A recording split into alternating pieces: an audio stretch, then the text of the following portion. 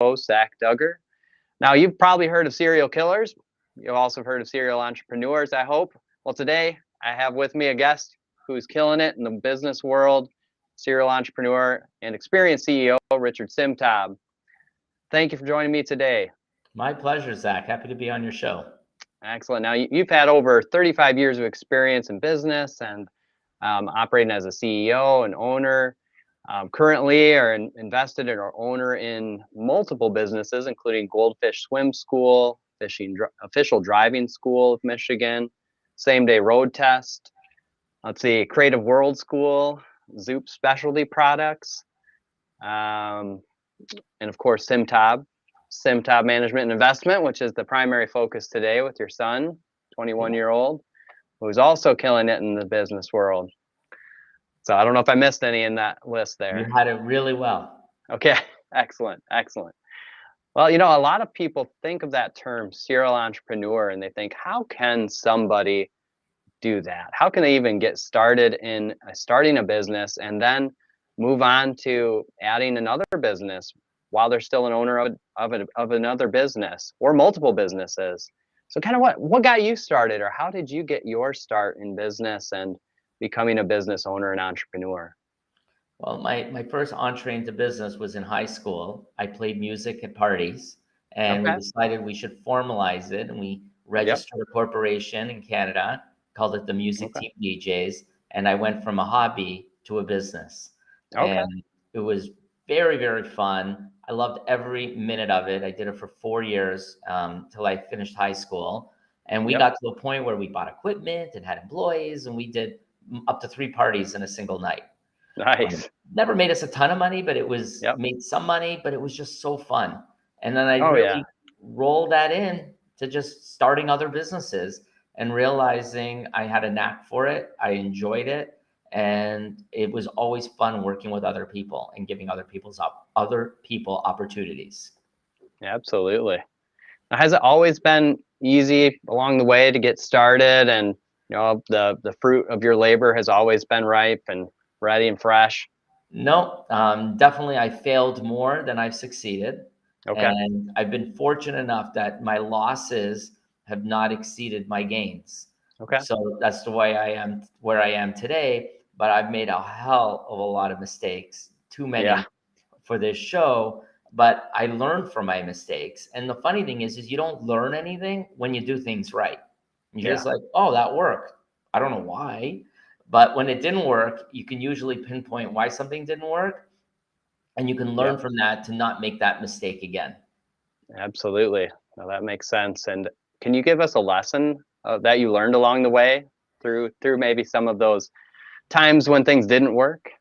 Well, I mean, an overarching lesson is to do what you know and what you love. Now, there was a period of time where I sold my franchise company. We were in the cell phone business. It was called Wireless Toys. And I stayed on the board with the new investors for a while. And then I left. And I'm like, I don't want retail. I don't want to do anything. I don't want to sell franchises. That's what I do. I award franchises to grow a business. And I decided I was going to start an online company. And I didn't start one, but I started 2. I started one with a friend in the business of finding allergy-friendly restaurants, and I started another website to help franchise brands find prospects for franchise leads called franchisesforsale.com. Okay. And I put a lot of money into both businesses for almost 2 years, and I was just hemorrhaging cash and losing money. And I have friends, I have a very close mastermind group that I would give updates each month how I was progressing these businesses. And they were like, I don't get it. I just don't get it. Why are you still doing this? You're not making any money. I'm like, I had this greater vision. I'm like, this online business is going to be better than these other businesses I had. And they almost had to hit me with a baseball bat in the head and say, you got to stop. You got to stop, because you're not going to, there's no end in sight here.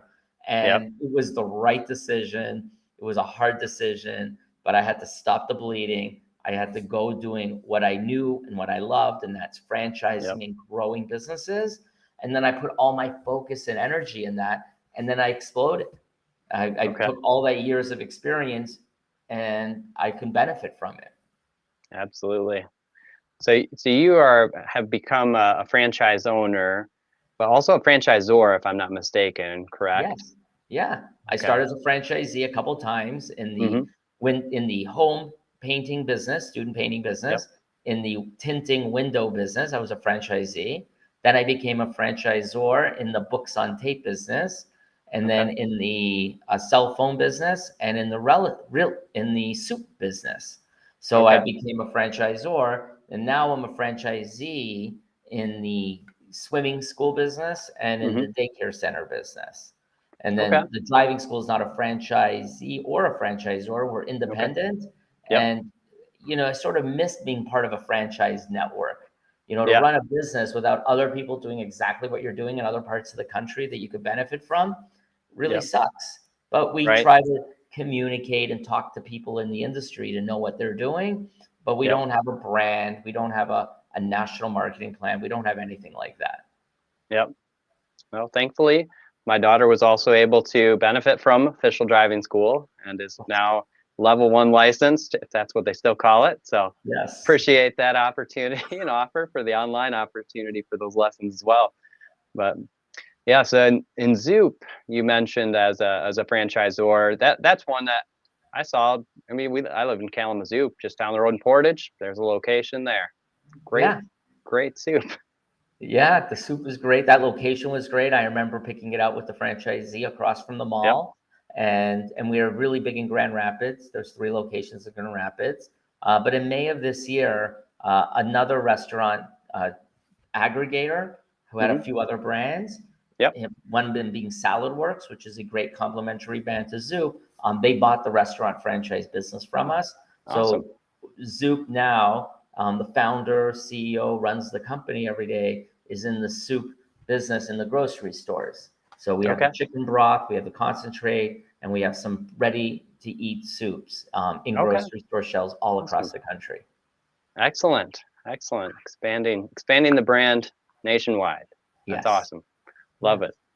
Now, with having a lot going on, you can't solely operate everything yourself. Tell me how you're able to manage as an investor and owner in multiple businesses, especially specifically those you have ownership in, and be able to continue to make those successful. Well, the key is people. Every business runs by people, and I don't run any of the businesses. I Hmm. couldn't run any of the businesses. It would be impossible, and I'm probably not the best qualified person to run any of them. So Sure. we hire the best people. We create programs, incentives, and give them the autonomy and control that they want to really run with the business. And my role is more in setting up the infrastructure, obviously the financing and the capital and the Yep. negotiation. And then I get involved in the strategic direction of the Okay. company. And every business that I'm actively involved with has a system called the EOS process, the Entrepreneur Operating System by Gino Yep. Wickman, and spelled out in the book called Traction. So each business has an annual planning meeting and has quarterly full day meetings to keep the business on track, and then weekly level 10 meetings. Some of them I'm involved in the level 10, some I'm not in the level 10 meeting, but every business has a scorecard. And we have Okay. a financial update meeting every month with each business. So I'm not involved at the level of the detail of running the business, but I help the businesses in the best way I can. Yep. Absolutely. So people, key part of that is people and bringing in the right people. Like you said, you're not going to be the best in doing everything. So bringing in the best to do those things for you on your behalf, under your support and direction, it's absolutely key and essential. So yeah, no, that makes sense. And in regards to the entrepreneur operating system, the EOS that you mentioned, is that something that you just basically read the book and said, okay, we're going to put this in operation, or did you get additional support, consultation? So I was very fortunate when I became a part owner of Zoup in Yep. 2010. Zoup had already been meeting with the author of the book and the founder of the system named Gino for 10 years. Okay. So Yep. I was able to continue in their quarterly and annual planning meetings with Gino himself and see it firsthand in action at Zoup. Okay. So I learned from the man.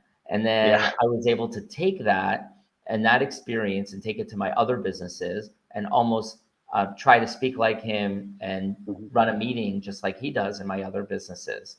Yep. I have used, there's called implementers. They're people that implement the EOS system in business. And there's individual implementers all around the country. There's hundreds of them. Okay.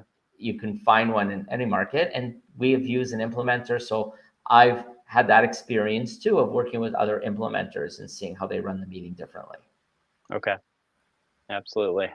That support to be able to get it started, starting with the man himself, but then taking that example and carrying it forward in your other businesses and working with implementers along the way as needed. I think that's a great strategy. I think it's a good reminder too to not just take everything on yourself and to try and make it work, because you're not going to be as successful as if you worked with others along the way and experts in their respective fields. So Yeah. And sometimes you yeah. need someone with a different point of view looking Yeah. in, right? We're on the Yeah. inside. Someone from the outside looks in and goes, why were you be doing the same thing if you're still talking about the same problem 6 months later? Maybe you Right. should look at the problem in a different way. Right.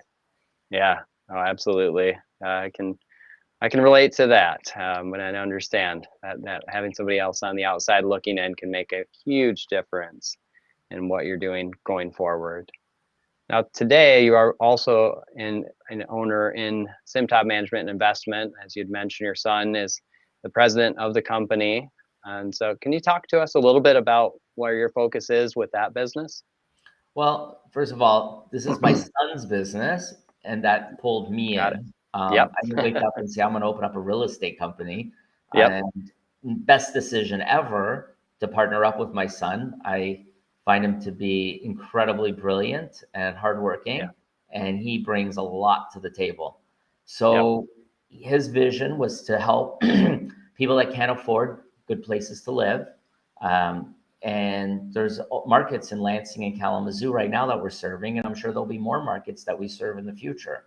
I feel Yep. like we're just getting started. We've built processes and infrastructures and systems to really make the business run better so it is Yep. scalable. So even though we're not a franchise, we think like a franchise person would. How do I make the system so like the leasing representative comes to work today and knows exactly what they have to Hmm. do to have a productive day?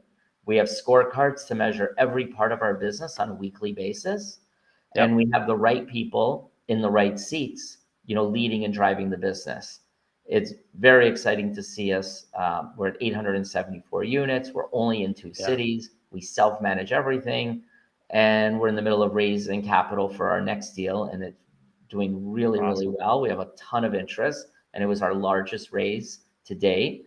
Yeah. And we are onto something. We are really doing something special in the marketplace. The cities love us. The agencies with the Section 8 agencies in Lansing Yep. find that we do better than any other landlord, and most of them are slumlords, of how they treat their tenants and their properties. Sure. So we've got a special place, and we're doing something really great. Yeah. No, absolutely. I've had that opportunity to speak with your son as well, as you know, and I also find him to be brilliant.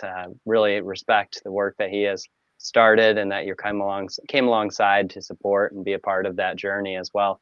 And hope to have him on the show in the near future as well, because I also think that his story would be beneficial for our listeners to hear.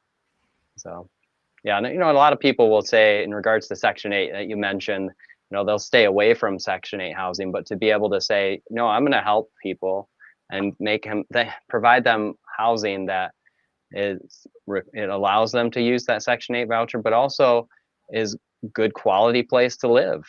I love it. I love what you guys are doing. So keep up the good work there. Now, I have a few other questions. We'll actually focus on just one more question specifically.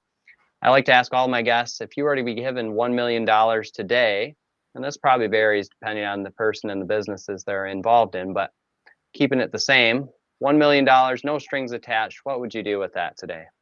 I would be investing in multifamily value-added real estate. There's Okay. not a doubt. It's really an amazing way to create long-term wealth and short-term cash flow. Yep. Okay. Love it. I think that's great. Very straightforward, and Yeah. it aligns with your focus now as well. So, well, great. I wanted to also include I didn't mention this at the top of the show, but Richard's also ran an Ironman triathlon, which, if you don't know, involves, and there's the shirt to prove it as well, not only running a marathon, but you also have over 100-mile bike ride and a 2.4-mile swim.